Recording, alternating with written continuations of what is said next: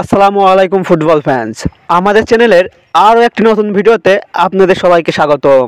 সর্বশেষ গত 14 October AFC Asia cup বাছাই পর্বের গ্রুপ পর্বে নিজেদের চতুর্থ ম্যাচটিতে হংকং চায়নার বিপক্ষে মাঠে নেমেছিল লাল সবুজের বাংলাদেশ। সেই ম্যাচটিতে অবশ্য হংকংয়ের মাঠ কাইতাক স্পোর্টস পার্ক স্টেডিয়ামে 1-1 গোলের ড্র নিয়ে মাঠ ছেড়েছিল হামজা জামাল ভুঁইয়ারা।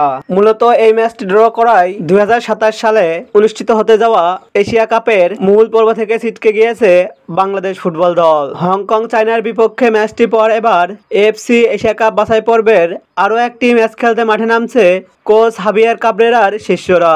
আজকের এই ভিডিওতে আলোচনা করব বাংলাদেশ জাতীয় ফুটবল দলের পরবর্তী ম্যাচটি কাদের বিপক্ষে এবং ম্যাচটি কবে কোথায় কখন অনুষ্ঠিত হবে তা নিয়ে।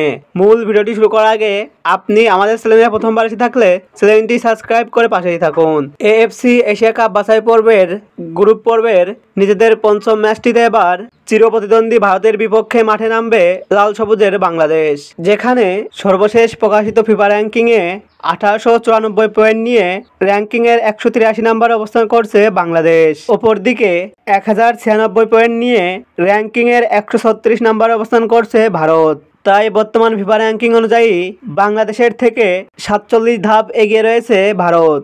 এশিয়া কাপ বাছাই পর্বের পয়েন্ট টেবিলে 4 ম্যাচ শেষে 2 পরাজয় এবং 2 ড্রতে সর্বমোট 2 পয়েন্ট নিয়ে পয়েন্ট টেবিলে 3 নম্বর অবস্থান করছে বাংলাদেশ। অপরদিকে 4 ম্যাচ শেষে 2 পরাজয় এবং 2 ড্রতে সর্বমোট 2 পয়েন্ট নিয়ে পয়েন্ট টেবিলে 4 নম্বর অবস্থান করছে ভারত। তাই পয়েন্ট টেবিলের দিক দিয়ে দুই দলের অবস্থানই সমান। বাংলাদেশ বনাম ভারতের মধ্যকার এএফসি এশিয়া কাপ বাছাই পর্বের এই ম্যাচটি অনুষ্ঠিত হবে আগামী 18 নভেম্বর মঙ্গলবারে। এই ম্যাচের চূড়ান্ত ভেন্যু এবং সময় এখনও নির্ধারিত হয়নি। ফুটবলের সকল নিউজ ও আপডেট পেতে আমাদের চ্যানেলটি সাবস্ক্রাইব করে পাশেই থাকুন। ধন্যবাদ।